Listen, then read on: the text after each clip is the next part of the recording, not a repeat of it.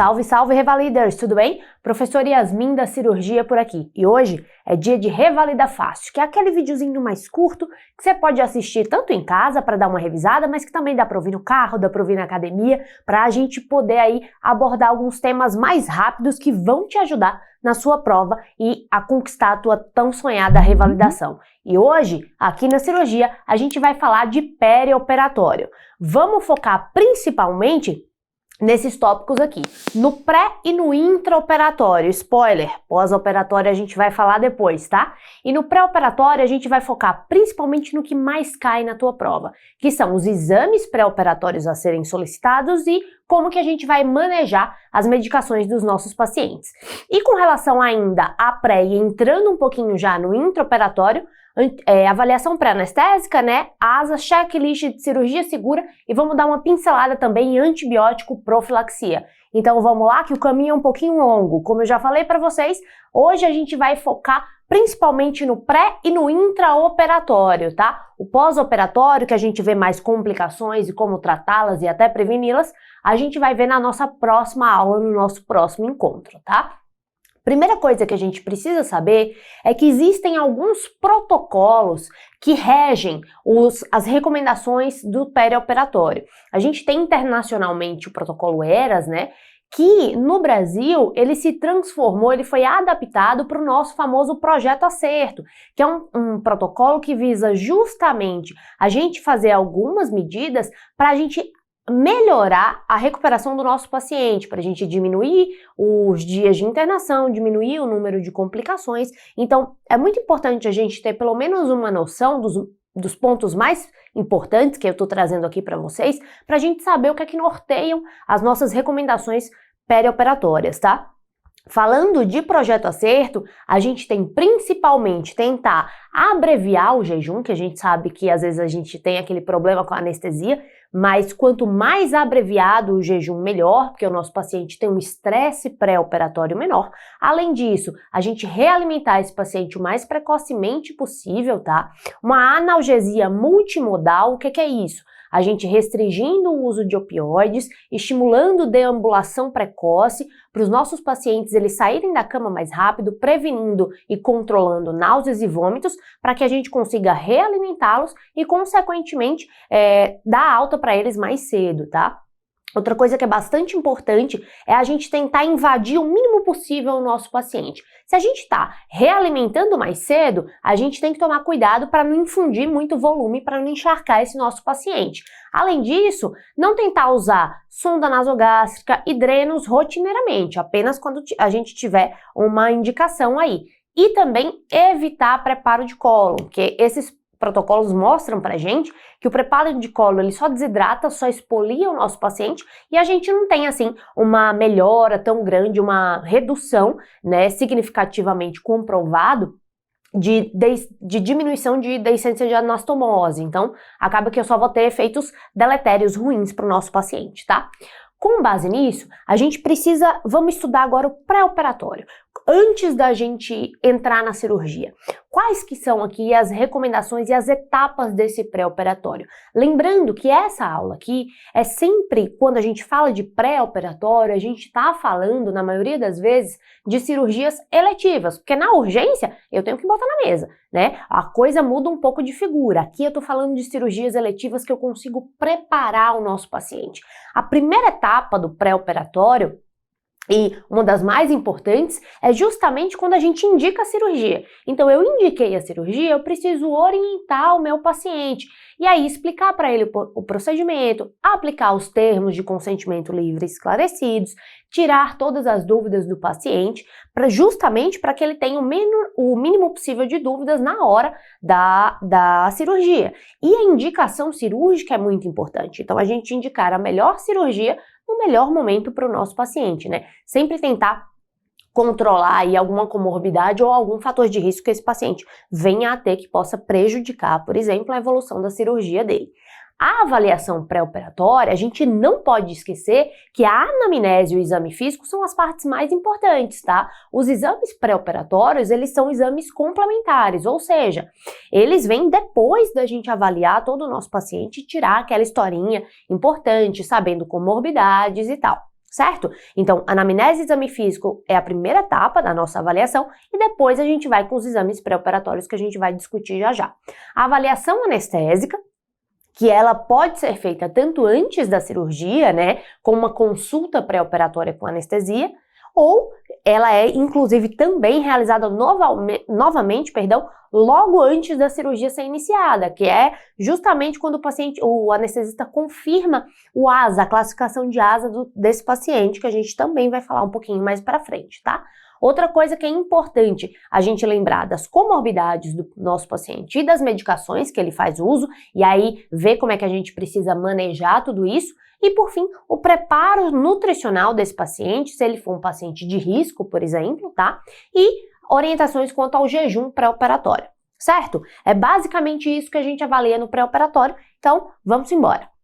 Falando de exames, que é o que a tua prova mais gosta de cobrar.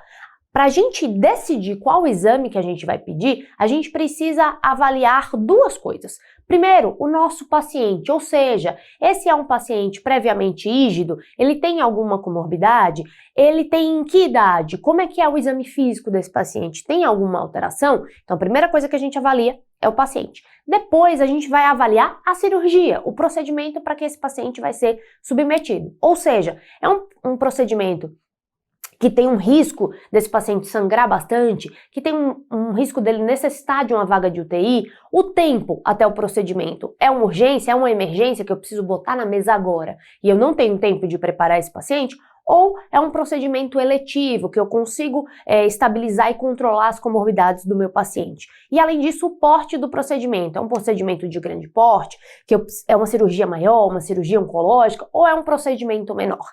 Geralmente, na prova de vocês, o que é que vai cair? Vai cair um paciente ou previamente rígido, ou com algumas comorbidades, que aí o examinador, a banca, o INEP, vai trazer para a gente no enunciado, mas que geralmente são submetidos a procedimentos eletivos menores. E que cirurgias são essas? Cirurgia de hérnia, cirurgia de vesícula, cirurgias plásticas, de maneira geral, as de menor porte, como rinoplastia, prótese de mama, procedimentos com anestesia local, né, como biópsias, por exemplo. Cirurgias de porte ambulatorial, como retirada de lipoma, aquelas que são feitas com anestesia local, ou até aquelas cirurgias que são realizadas nos pacientes ASA 1 ou ASA 2. Esses são os procedimentos menores que são os mais cobrados na sua prova. E por que a gente fala desses procedimentos? Porque se eu tiver um paciente previamente rígido, que vai ser submetido a um desses procedimentos menores, o esquema de exame é esse aqui que está agora na tela, tá? Se os pacientes forem menores de 40 anos, forem ser submetidos a uma cirurgia de hérnia ou de vesícula, por exemplo, e forem saudáveis previamente, nas mulheres, a única coisa que eu vou pedir é teste de gravidez. Nos homens, eu não vou pedir nada de exame. Ah, doutora, mas não precisa de coagulograma, de hemograma, a gente não precisa ver plaqueta? De acordo com os protocolos, tanto do Colégio Brasileiro de Cirurgiões quanto do Ministério da Saúde, não. E é isso aqui que a gente usa para se nortear para a prova de vocês, tá? É muito importante a gente entender essa diferenciação, que às vezes na prática, por uma questão de protocolo hospitalar, para justamente o nosso paciente não ter a cirurgia cancelada, a gente acaba fazendo a solicitação de alguns exames, mas precisa, se o paciente for saudável previamente, for fazer uma cirurgia pequena e tiver menos de 40 anos, ele só precisa, se for homem, de nada. Ele pode fazer essa cirurgia direto. Se for mulher, ela só precisa de um teste de gravidez, tá?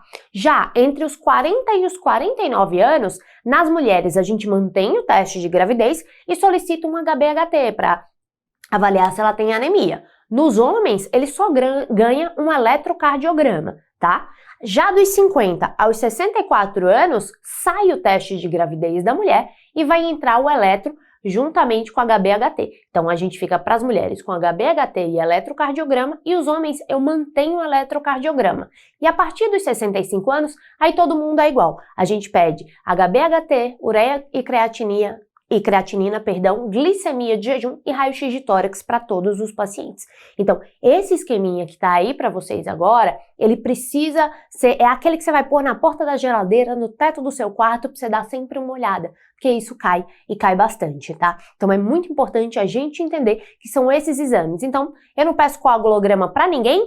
Não, se não for uma cirurgia de grande porte, num paciente que não tenha problema, eu não preciso pedir, eu só peço esses exames aí. Então, é uma coisa que vocês precisam revisar sempre, que cai bastante, tá? Aí a coisa muda um pouco de figura agora. Se eu estiver falando, por exemplo, de um paciente que não é saudável previamente, de um paciente que vai ser submetido a um procedimento maior, se é um paciente que já está internado por algum problema, o que é que a gente vai pedir de exame para ele?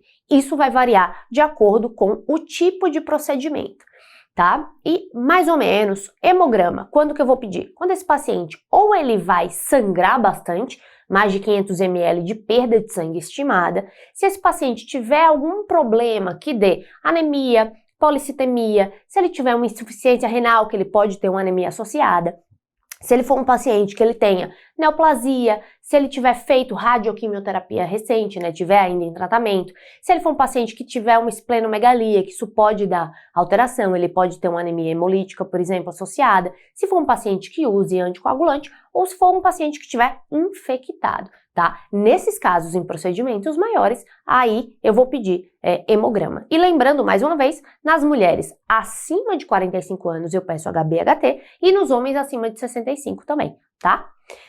Coagulograma, só se eu tiver alguma história de alguma coagulopatia ou alguma suspeita de coagulopatia ou alguma coisa que possa falar a favor que esse paciente tem alguma coagulopatia, tá? Ou seja, paciente que tem uma história de sangrar demais, uma cirurgia que se ele sangrar vai dar ruim, sei lá, uma cirurgia oftalmológica, neurológica, ou que a gente vai usar um SEC, né, uma circulação extracorpórea. Se for um paciente hepatopata, que ele pode ter, muito provavelmente terá algum grau de comprometimento da coagulação sanguínea. Se ele tiver neoplasia, se ele tiver alguma esplenomegalia também, tá? Tipagem sanguínea, quando que eu vou pedir? Sempre que eu for precisar de reserva de sangue. Então, elas estão associadas. Eu vou pedir sempre em procedimentos de maior porte, de grande porte, com pacientes que têm a possibilidade de sangrar demais. Então, se eu posso precisar de transfusão no intra ou no pós-operatório imediato desse paciente, eu peço tipagem sempre junto com reserva de sangue, tá? Falar de glicemia. Glicemia, para quem que eu vou pedir? Eu vou pedir nos pacientes que tenham alguma comorbidade acima de 40 anos, tá? Se eles já tiverem histórico de diabetes ou história pessoal ou familiar, se eles usarem algum medicamento que possa levar a alguma alteração da glicose, alguma coisa, um corticoide, por exemplo, ou se ele for um paciente com algum grau de comprometimento pancreático ou que use nutrição parenteral, que também dá alteração, tá? Ureia e creatinina. Mesma coisa, se os pacientes tiverem comorbidades, forem hipertensos, diabéticos, eu peço para eles acima de 40 anos, tá? Ou se esses pacientes tiverem alguma história pessoal ou familiar de comprometimento renal e tiverem as doenças mais importantes para a insuficiência renal no Brasil e no mundo, que são hipertensão e diabetes, tá? Urocultura, quando que eu vou pedir? Eu vou pedir urocultura sempre que eu for manipular essa via urinária, tá? Naqueles pacientes que vão ter indicação de cateterismo vesical e que tem um risco de bacteriúria assintomática, como idoso, diabético, gestante, história de paciente que tem infecção urinária de repetição, litíase urinária, algum problema já prévio que possa levar a um aumento do risco de infecção urinária, como imunodeficiências, malformação, bexiga neurogênica, por exemplo, tá? Lembrando que quando eu falo de exame para a via urinária, eu estou falando de urocultura, eu não peço urina 1, certo? Os protocolos falam que não é necessário, tá bom? Na radiografia de tórax, aqueles pacientes acima de 65 anos, todos vão ganhar, ou nos que tenham comorbidades ou procedimentos maiores, né, acima de 60 anos, sempre naqueles pacientes que eu vou mexer no tórax, ou pacientes tabagistas com a carga tabágica maior que 20 cigarros por dia, ou nos pacientes que têm um problema, ou no coração, ou no pulmão, ou neoplasia, que eu preciso ficar de olho nesse tórax, tá? Eletrocardiograma, lembrando, os homens acima dos 40 e as mulheres acima dos 50, né, como a gente já viu naqueles previamente rígidos, se eles tiverem alguma comorbidade eu também mantenho, ou eu posso baixar essa idade se o paciente for coronariopata, cardiopata, tiver sintoma, for diabético, hipertenso, ou tiver qualquer outra doença que pode gerar um comprometimento cardíaco, ou até usar alguma droga cardiotóxica, por exemplo, tá? Por fim, eletrólitos, que a gente vai pedir sempre que o paciente usar alguma medicação que possa dar uma descompensada nesses eletrólitos, como diurético, um corticoide, se ele tiver algum problema cardíaco, ou for um nefropata, por exemplo, ou até um hepatopata que tem uma síndrome edemigênica. Então, geralmente, só nesses casos que a gente vai pedir aí sódio, potássio e adequando sempre os eletrólitos que cada paciente precisar de acordo com cada problema de saúde, tá? Outros exames. Albumina, eu só vou pedir em paciente desnutrido, em risco nutricional ou idoso. Ecocardiograma só nos cardiopatas, que eu vou precisar complementar o eletrocardiograma com o eco. Aí, se o paciente for hepatopata, exame hepático. Se o paciente tiver uma neoplasia, que eu precise avaliar, por exemplo, o abdômen, aí eu vou pedir uma tomografia. Tudo isso bastante específico e conforme a patologia que o paciente vai apresentar. Nessa hora, vocês botam a mão na cabeça e fazem, pelo amor de Deus, como é que eu vou decorar isso tudo? Como é que eu vou saber cada exame que eu passo para cada paciente? E aí eu digo para vocês, calma, é uma questão de bom senso. É só analisar o procedimento e o paciente. O mais importante é vocês saberem aquela tabelinha dos pacientes previamente rígidos, que a gente divide homem e mulher dos procedimentos menores, tá? Quando a gente fala de procedimentos maiores, aí é só usar o bom senso. Poxa, o paciente é hepatopata, ele pode ter problema de quê? Ele pode ter problema de coagulação, ele vai ter problema de enzimas hepáticas, ele pode ter uma pancitopenia, então aí eu vou pedir um hemograma, um coagulograma, lanço mão de enzimas hepáticas, lanço mão de uma albumina, por exemplo, se ele tiver uma ascite. Então, é mais avaliar cada caso. Por isso que geralmente a prova, o INEP gosta de cobrar aquela outra tabelinha que a gente viu no começo, dos pacientes rígidos, porque é uma coisa mais padronizada. Aqui varia muito de acordo com o procedimento e com o seu paciente, tá? Mas se isso acontecer na tua prova, o que eu acho difícil, respira fundo e analisa os dois pontos importantes, o teu paciente e o procedimento a que ele vai ser submetido, certo? De exames, é isso. Tá? Vamos falar agora de avaliação pré-anestésica. E aqui é a ASA, a classificação da American Society of Anesthesiologists, que é justamente aquela avaliação que o anestesista faz tanto previamente na consulta pré-anestésica, se o paciente tiver, ou logo antes da cirurgia, que avalia o risco do paciente naquele momento para aquela cirurgia, tá? A gente precisa entender que essa avaliação é uma avaliação do momento, ou seja, se o paciente descompensar mais na frente ou até compensar uma doença, ele pode variar esse ASA de acordo com cada cirurgia, em cada momento que ele for submetido. E aí a gente tem ASA 1, que é o paciente previamente saudável, rígido, que não tem nenhum problema. O ASA 2, que é uma doença sistêmica leve a moderada. O que a gente precisa ver que entra aqui em ASA 2? Obesidade entra, etilismo até social entra em ASA 2 e tabagismo. Então é uma coisa importante vocês grifarem e marcarem aí, porque às vezes pode sair como uma pegadinha de prova, por exemplo, tá? No ASA 3, eu tenho uma doença grave, mas eu já tenho uma limitação. Ou seja, vou te dar um exemplo. No ASA 2, eu tenho um paciente com hipertensão arterial controlada que não tem nenhum problema. No ASA 3, essa hipertensão, ela já dá alguma limitação. O paciente ele já tem algum cansaço aos esforços, já é uma coisa um pouco limitante. Esse paciente, ele é ASA 4 se essa doença for incapacitante, ou seja, ele não consegue mesmo, ele fica mais restrito, essa doença ela tá descompensada no nível que esse paciente não consegue realizar essas atividades, tá? Se o paciente for moribundo, tiver assim, muito mal, pé na cova, é ASA 5. E o ASA 6 fica restrito para aqueles pacientes já em morte encefálica, que vão ser submetidos à captação de órgãos, tá? Que são os doadores de órgãos. Lembrando, aqui a gente está falando majoritariamente de cirurgias eletivas, mas se eu for falar de cirurgia de urgência, né, de emergência, junto com esse ASA, de 1 a 6, por exemplo, né, de 1 a 5, geralmente o paciente ganha também a letrinha E de emergência, certo? E agora, o outro tópico que mais cai em prova juntamente com exames pré-operatórios, que é a medicação, tá?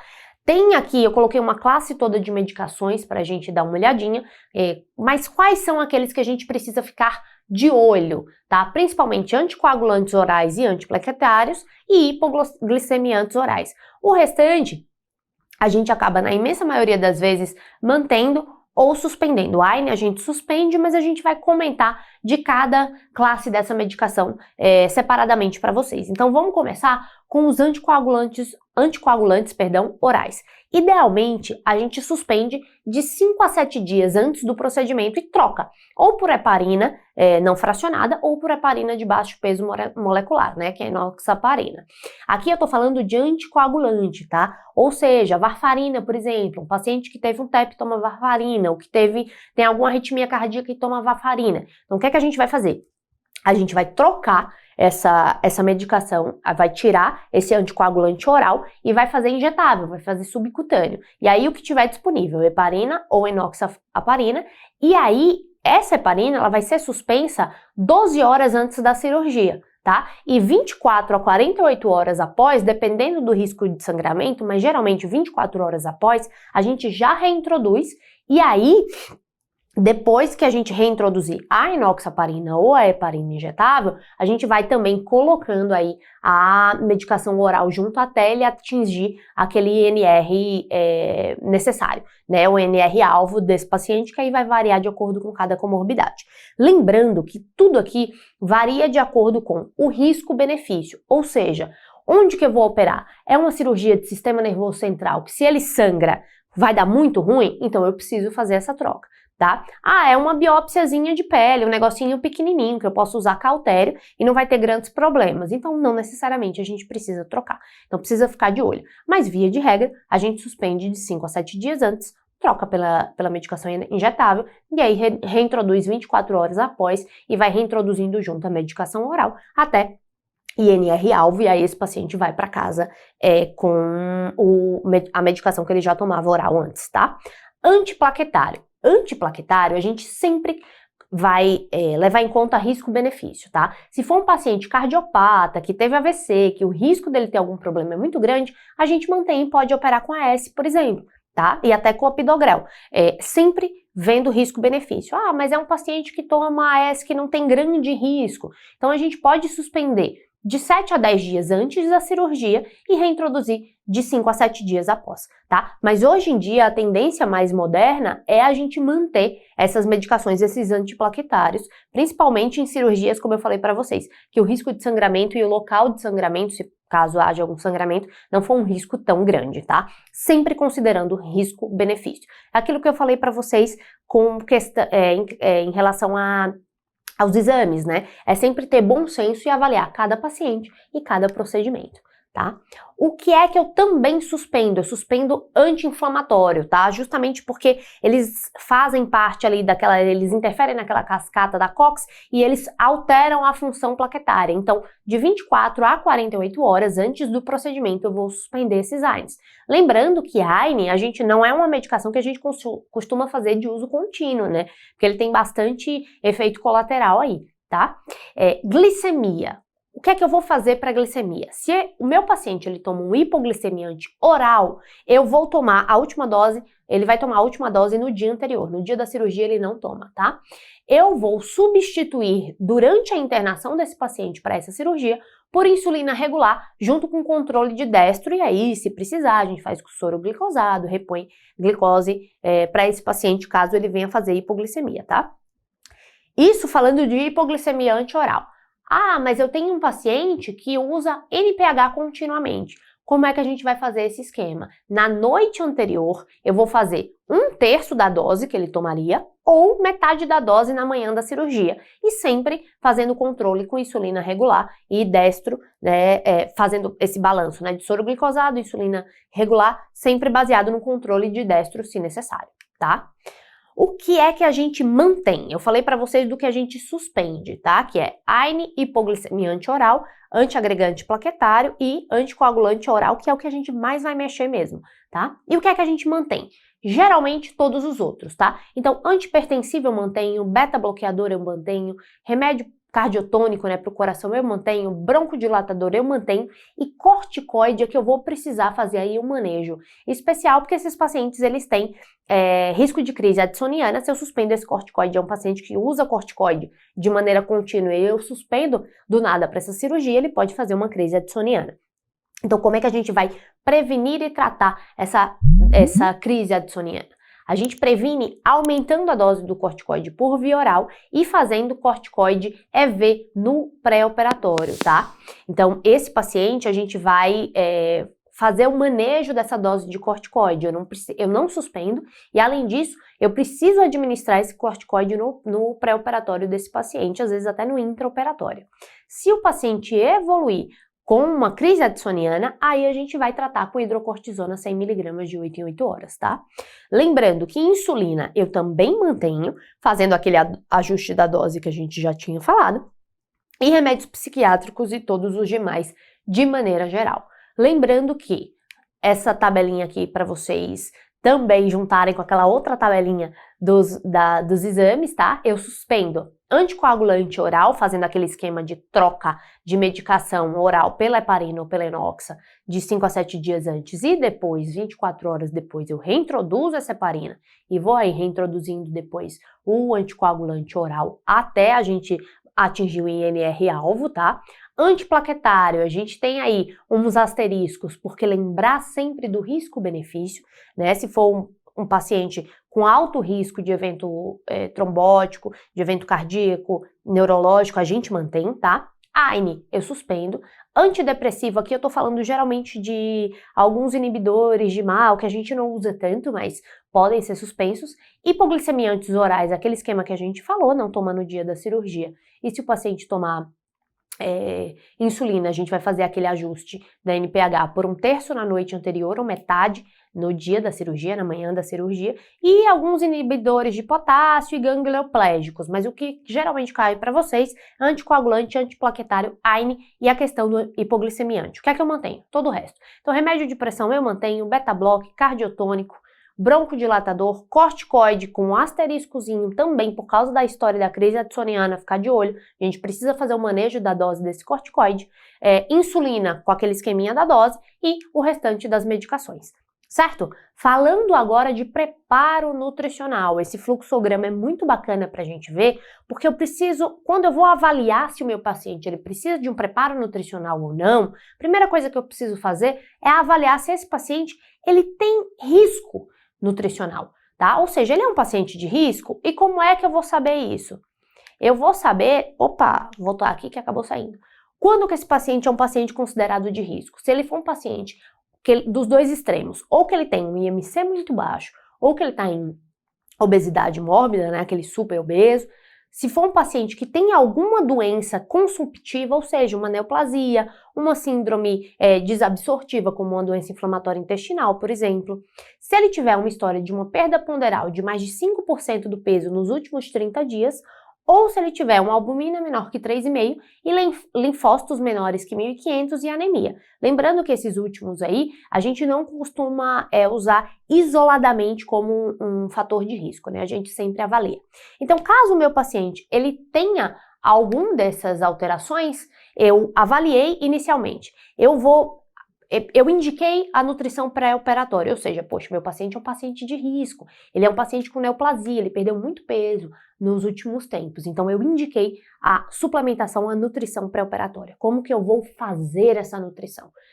Idealmente, da forma mais fisiológica possível, ou seja, se eu não consigo suprir com suplemento por via oral, ou porque esse paciente tem um problema desabsortivo, ou porque eu preciso de um aporte maior do que o que ele é capaz de consumir, eu vou fazer o quê? Dieta interal, tá? Sonda nasointeral e dieta interal com suplementação interal para esse paciente. Eu não vou direto para parenteral, para veia. É sempre o mais fisiológico possível. Então, se esse paciente ele tiver alguma contraindicação à dieta interal, aí sim eu vou para a dieta parenteral, tá?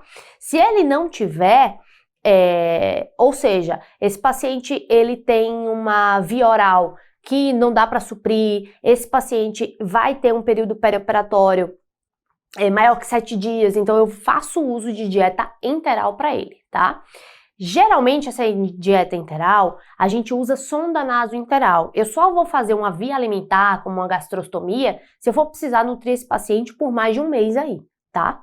Então, vamos lá. Eu tentei suprir por via oral, não consigo. Então, eu vou fazer interal. Mas esse paciente, ele tem contraindicação a dieta enteral, o trato gastrointestinal dele não tem algum problema, tem alguma obstrução mais alta, não vai absorver mesmo assim, então aí que eu lanço mão da dieta parenteral para esse paciente, tá?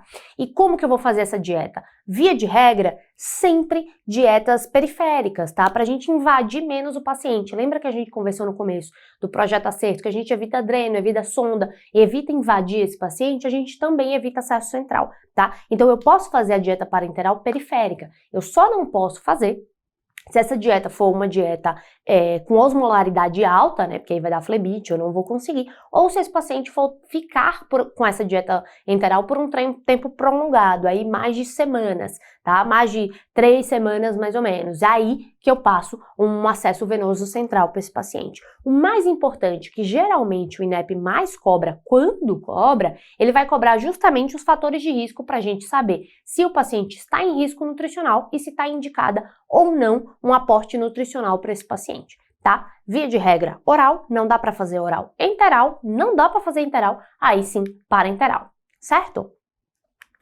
E aí, terminando aqui o nosso pré-operatório, vamos falar de jejum. E de acordo com o projeto Acerto, qual que é o tempo necessário de jejum para esse paciente? Isso aqui é importante porque, a gente, como tem até o meuzinho aqui embaixo, poxa, o anestesista vai dizer, você tem certeza? Você tomou um copo d'água, não vai dar certo, precisa esperar 8 horas, mas não é bem assim. O que é que os protocolos nos dizem? Líquidos claros. Água, por exemplo, jejum de 2 horas. Então, se você tiver tomado água, em 2 horas você já pode fazer anestesia. Leite materno, são 4 horas de jejum que eu vou precisar. Se eu estiver falando de um leite normal, de uma fórmula, né? A criança toma fórmula, ou até uma coisa, um suco, uma coisa mais leve, aí são 6 horas de jejum, tá?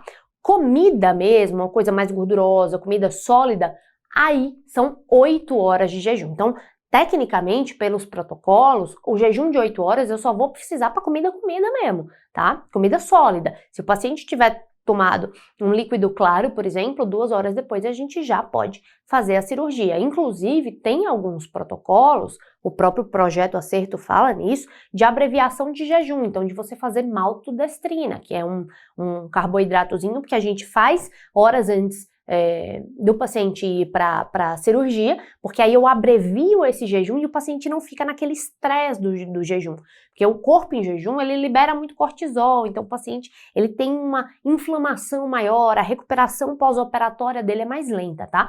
Então isso de jejum é muito importante, porque às vezes cai em prova para vocês também, tá? Terminando aí o pré-operatório, propriamente dito, vamos começar no intraoperatório. Aqui a gente tem 2 coisas para falar que são importantes. A gente vai falar de protocolo de cirurgia segura e vai falar também de antibiótico profilaxia, certo? Falando de cirurgia segura, é o famoso protocolo da OMS, que também foi trazido aqui para o Brasil. Existe inclusive uma portaria do Ministério da Saúde que traz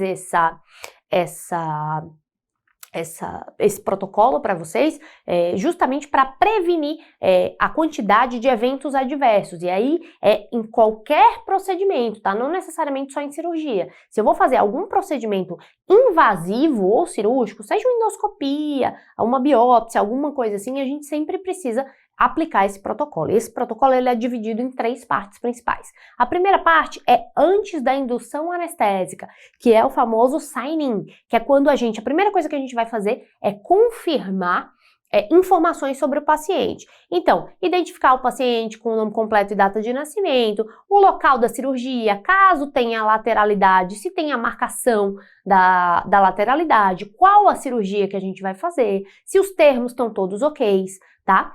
Também vai checar todo o equipamento anestésico, é aquela avaliação que o anestesista faz junto. Então, vai checar se o paciente tem algum risco anestésico, se ele tem alergia, se é risco de via aérea difícil, se tem risco de perda sanguínea elevada, se tem necessidade de UTI. Então, tudo isso é checado no sign-in. O time-out é que é a etapa antes de iniciar a cirurgia, ela é feita antes da incisão cirúrgica, tá? Antes do cirurgião pegar lá o bisturi e a gente fazer a nossa incisão. E o que é que a gente faz? Todo mundo vai se apresentar e vai dizer o que é que faz. Então, eu vou dizer, eu sou Yasmin, cirurgião principal. Eu sou fulano, primeiro auxiliar. Eu sou ciclano, sou anestesista. Então, todo mundo se identifica e diz verbalmente e vai confirmar tanto a sua função na cirurgia, como, mais uma vez, o paciente, a identificação do local da cirurgia e do procedimento a ser realizado. Então, isso é checado de novo para evitar riscos. E a gente vai antecipar algum evento crítico, algum problema que possa vir a ter nessa cirurgia.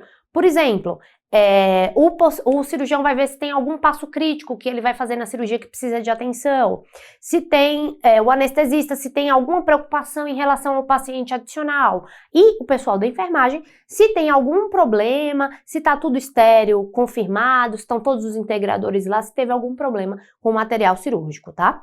Outra coisa que a gente vai checar nessa hora é a antibiótico profilaxia, se ela já foi feita, tá? Se ela já foi feita nos últimos 60 minutos e se os exames de imagem que vão ser utilizados, porque às vezes a gente precisa de uma tomografia, de alguma coisa na sala, se ele está disponível. Então isso é no time-out. E a última etapa é o sign-out, que é antes do paciente sair da sala de cirurgia, tá? A gente começa o sign-out já no fechamento. Por quê? Porque entra aqui também a conferência do procedimento que a gente fez, tá? A contagem de compressa, de gaze e de agulhas e de material cirúrgico também, justamente para ver se tá tudo se bateu, se não tem risco de ter esquecido algum corpo estranho no paciente. Lembrar também se teve algum anatomopatológico, alguma peça que vai ser enviada para anátomo, e aqui a gente checa também possíveis problemas que possam vir a dar ou reportar alguma coisa que aconteceu. Uma pinça que deu problema, alguma coisa assim, tá? Mas geralmente o que é que cai? Cai o sign-in, que a gente precisa checar todos os dados anestésicos, que é a primeira etapa, que é antes da indução anestésica, que a gente checa todos os riscos do paciente. Cai o time-out, que é onde a gente também confirma, cada um confirma a sua função e, mais uma vez, o procedimento e a lateralidade desse procedimento, caso haja, certo? O mais importante para vocês de intraoperatório é a antibiótico profilaxia, e não tem como a gente falar de antibiótico profilaxia sem a gente falar de porte de classificação de cirurgia quanto a potencial de contaminação, tá? As cirurgias que são limpas são aquelas cirurgias que eu não tenho trauma, eu não tenho infecção, eu não tenho quebra de técnica asséptica. O risco dela ter uma infecção de sítio cirúrgico é de cerca de 2%, tá? Já as cirurgias potencialmente contaminadas são cirurgias que eu vou entrar em contato com um trato gastrointestinal, que eu vou quebrar a mucosa do trato geniturinário, do trato respiratório, mas que eu não tenho contaminação, ou que eu tenho uma mínima quebra de técnica asséptica. O risco de infecção nesses casos já sobe aí para 3,5%, tá? Cirurgia contaminada, aí já é um trauma, eu já tenho uma contaminação grosseira, eu já tenho uma quebra de técnica asséptica maior, aí em torno de 6,5% de infecção. Infectada, o próprio nome já diz, eu tenho pus, eu tenho fezes, eu tenho um corpo estranho na cavidade, eu tenho uma ferida com contaminação tardia, eu tenho debris, tá? Que aí eu já tenho mesmo uma infecção na cavidade e o meu risco de infecção de sítio cirúrgico, ele sobe para mais de 7%, tá? E o que é antibiótico profilaxia? É justamente aquilo que eu vou fazer para evitar o risco de infecção de ferida operatória, de sítio cirúrgico, como a gente chama. Então, o que é que eu preciso lembrar? Se eu tiver uma cirurgia infectada, ou seja, o meu paciente ele tem um abscesso, ele tem pus dentro da cavidade, eu não vou fazer antibiótico profilaxia. Por quê? Porque eu vou fazer antibiótico terapia. Esse paciente já vai estar em tratamento. Então, eu não vou precisar fazer uma dose adicional aí de antibiótico, porque o antibiótico que eu vou estar fazendo para tratar a infecção já vai cobrir isso aí também, tá? Então, eu preciso levar em conta que o principal fator para eu prevenir essa infecção de sítio cirúrgico é justamente a boa técnica operatória. Então, a gente preservar todas aquelas etapas, cuidado com a sepsia, antissepsia, tudo isso. Se eu não tiver a quebra da técnica asséptica, eu tenho aí a melhor prevenção. Mas, quando que eu faço essa antibiótico profilaxia? Tanto naqueles procedimentos que eu tenho esse risco de infecção de sítio cirúrgico, de ferida operatória, ou naqueles pacientes que mesmo o risco sendo baixo, caso esse paciente tenha uma infecção, isso vai ser muito ruim para ele. tá? Ou seja, aqueles pacientes acima de asa 3, que já são pacientes mais graves, ou naquelas cirurgias potencialmente contaminadas e de longa duração, tá? Então, a gente acaba fazendo para todas, exceto as cirurgias infectadas, que aí eu já vou tratar, né? Eu vou fazer antibiótico terapia, eu já estou tratando o nosso paciente. Então, entendendo os conceitos e quando que eu faço, a gente precisa saber algumas coisas. Primeira coisa, que droga que eu vou fazer? Essa droga eu vou levar em conta tanto a microbiota do órgão manipulado, ou seja, é uma cirurgia potencialmente contaminada. Eu vou entrar em cavidade abdominal, eu vou entrar em cavidade, não, perdão, em contato com secreções do TGI, mucosa, vou romper barreira desse paciente. Então, eu preciso ter alguma coisa que consiga agir contra a microbiota daquele órgão, tá? Ou eu levo em conta também os dados epidemiológicos do nosso hospital, tá? Então, a CCIH, a infectologia do hospital também faz muito essa troca com o cirurgião para a gente escolher o melhor antibiótico para o paciente. Então, qual droga? Isso que eu vou levar em conta. Quando que eu vou fazer? Eu faço na indução anestésica de 30 a 60 minutos antes da incisão. Então, esse paciente lá no sign-in, quando ele chegou, que o anestesista fez todo aquele sign-in, a gente já administra a dose do antibiótico e no time-out, que é logo antes do cirurgião cortar, a enfermagem ainda checa se o antibiótico já correu, porque é justamente o tempo da indução anestésica dá de 30 a 60 minutos para incisão cirúrgica. Então faz lá na indução, faz lá no sign-in, certo? E até quando que eu faço? Eu faço até o fim do procedimento cirúrgico, tá? Ou seja, terminou essa cirurgia, eu não preciso ficar aí repicando a dose do antibiótico. Algumas referências um pouco desatualizadas vão trazer isso para a gente fazer até 24 horas pós-cirurgia, mas não é o que a gente usa agora via de regra. A gente usa até o final do procedimento mesmo, certo? O que é que a gente faz? Geralmente, a gente faz uma dose grande de ataque, de 1 a 2 gramas, direto na indução anestésica, e a cada 2 vezes a meia-vida da droga, a gente faz aquela dose, a gente vai replicando uma dose convencional, que vai ser a dose menor, que não é a dose de ataque, né? A droga que a gente mais usa são geralmente cefalosporinas de primeira geração, que é a cefazolina, que é o famoso Kefazol. Então, geralmente, pacientes acima de 70 quilos, né, na maioria das cirurgias limpas aí, a gente faz 2 gramas na indução anestésica e se ela for durando mais 2 vezes a meia-vida da droga, aí vai fazendo a dose replicada convencional, não precisa mais fazer aqueles 2 gramas de ataque, tá?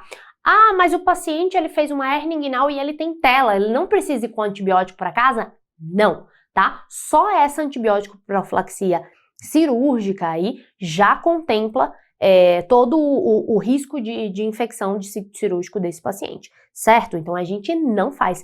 Se cair para vocês, pode cair, cai bastante na prova prática, quando eles falam de orientação pós-operatória, se precisa tomar antibiótico, ou às vezes está no checklist, o paciente, o participante, ele deu antibiótico pós-operatório, perde ponto, tá? Porque essas cirurgias, se elas são cirurgias limpas eletivas, apenas com a colocação a administração, dessa dose de antibiótico profilaxia, eu já estou prevenindo a infecção de sítio cirúrgico desse paciente, ele não precisa de antibiótico para casa, certo? Dando uma revisadinha com tudo que a gente viu hoje, de pré e de intraoperatório. De pré-operatório, o que é que a gente precisa lembrar? Principalmente os exames, tá? Que a gente vai precisar pedir para o nosso paciente de acordo com cada idade e sexo dele, se feminino ou masculino, e com o porte da cirurgia. Lembrando que se a gente tiver um paciente com a cirurgia de menor porte, um paciente previamente rígido, a gente não precisa pedir tanta coisa assim. Cirurgia de maior porte, paciente com comorbidade, lembra sempre do bom senso, avalia sempre o teu paciente e a tua cirurgia, tá? Medicações também são muito importantes, então lembrar daquela tabelinha, o que é que eu suspendo e o que é que eu mantenho, tá? Lembrando sempre de anticoagulantes orais, antiplaquetários com muitos asteriscos, porque a gente vai sempre pesar risco e benefício para ver se suspende ou não, e hipoglicemiantes orais, tá? E anti-inflamatório, né? Os AINES. E geralmente a gente mantém todo o restante, tá? E por fim, a avaliação do AASA, que é aquela avaliação pré-operatória dos anestesistas, tá? No intraoperatório, o que é que a gente precisa lembrar? A gente precisa lembrar de antibiótico profilaxia, a gente vai levar em conta a cirurgia e a microbiota, tanto do órgão quanto do nosso hospital. Quando que a gente faz? Na indução anestésica, de 30 a 60 minutos antes. Como que a gente faz? Geralmente, uma cefalosporina de primeira geração, se uma cirurgia limpa, e a gente vai fazer uma dose de ataque de 1 a 2 gramas e uma dose de manutenção, que é a dose convencional a cada 2 vezes a meia-vida da droga. Até quando que a gente faz? Até o fim do procedimento. Terminou a cirurgia, não precisa mais, tá? E cirurgia segura da OMS, que é aquele protocolo que a gente já conversou do sign-in, time-out e sign-out. Aí você diz, mas é o OMS, não vai cair aqui no Brasil. Trouxe só pra gente encerrar uma questãozinha mostrando pra vocês que cai sim, caiu em 2023.2. A gente tinha aqui um paciente de 48 anos internado devido a uma fratura de fêmur fechada que ocorreu há 12 horas. Durante a internação, o paciente estava estável, sem intercorrências, não apresentava comorbidade e não fazia uso de medicações, ou seja, um paciente previamente rígido. Ao avaliar o caso, a equipe de ortopedia indica fixação definitiva da fratura, ou seja, tudo isso aqui ele só está contextualizando, mas a pergunta vai começar agora. Visando a segurança do paciente, de acordo com as práticas recomendadas para a realização da cirurgia segura, é importante verificar uma listagem de itens durante a etapa de verificação. Etapa de identificação, antes da indução anestésica para o procedimento cirúrgico. Com base nessas informações, o que deve ser realizado pela equipe médica durante a etapa de identificação do paciente visando a sua segurança. Ou seja, a gente está falando aqui do sign-in, de quando o paciente entra na sala cirúrgica. E aí ele pergunta, a apresentação de cada membro da equipe pelo nome e função e confirmação da vaga em unidade de terapia intensiva para o pós-operatório imediato, a apresentação de cada membro é no time-out. Lembra? Antes da incisão, cada um vai dizer, sou fulano de tal, faço tal coisa. Isso não vai ser no sign-in, tá? A confirmação de vaga de UTI mas essa apresentação de cada membro é no time-out. Confirmação da explicação do procedimento e seus riscos para os familiares do paciente e verificação da existência de equipe de acolhimento hospitalar, não, isso tem que ser feito antes desse protocolo entrar em ação. Isso é quando a gente falou lá no começo que a primeira etapa é a indicação de cirurgia e orientação do paciente, isso é ainda no teu consultório, tá? Mas aqui é uma fratura de fêmur, é uma urgência, mas o paciente estava 12 horas internado. Então isso é feito, toda essa explicação para o paciente, para os familiares, isso é feito antes do paciente entrar no centro cirúrgico, inclusive com a aplicação dos termos de consentimento, tá? Letra C. Contagem de materiais serem utilizados como pinças e compressas e checagem do funcionamento adequado de aparelhagem radiológica e anestésica. Radiológica não, anestésica sim, e as pinças a gente acaba contando e vendo se está tudo certinho também no time-out, tá? No meio. Então, demarcação da lateralidade, direita ou esquerda, opa, certíssimo. Do procedimento, avaliação de alergias conhecidas, checagem da existência de termo de consentimento para o procedimento. Exatamente isso, tá? Letra D, lembrando que no sign-in eu vou checar sempre o procedimento, o paciente, né, identificar o paciente, checar o procedimento, o local do procedimento, a lateralidade do procedimento, todos os termos e como é a fase antes da indução anestésica, eu vou checar os riscos para aquela anestesia. Então eu vou checar se o paciente tem risco, alguma alergia conhecida, se eu tenho uma perda sanguínea estimada grande, se eu tenho uma provável necessidade de UTI, se eu tenho um risco de via aérea difícil. Tudo isso é checado no sign-in, tá? No time-out, todo mundo se apresenta, checa mais uma vez o paciente, o procedimento e a lateralidade a ser realizado e vai checar pinça, tudo isso é no sign-in, tá? No time-out, perdão. E no sign-out, que é o final, a gente começa já fechando a incisão, mas ele termina antes do paciente sair da sala, que a gente vai checar compressas, gases, instrumentais e agulhas, a gente vai checar a peça cirúrgica e vai reportar se teve algum problema na cirurgia, tá? Então, cai sim. Esse é um assunto importante que quase todo ano, prova sim, prova não, tá caindo aí e é um ponto importante para vocês conseguirem aí na prova de vocês. Muito obrigada pela atenção, deixa aí o like, manda para todo mundo, compartilha esse vídeo e fica aqui com a gente porque toda semana tá saindo um conteúdo novo para vocês revisarem. E no nosso próximo encontro a gente vai falar de complicação pós-operatória, que é um tema que cai muito, tanto na tua prova teórica quanto na tua prova prática. Até mais, gente. Tchau, tchau.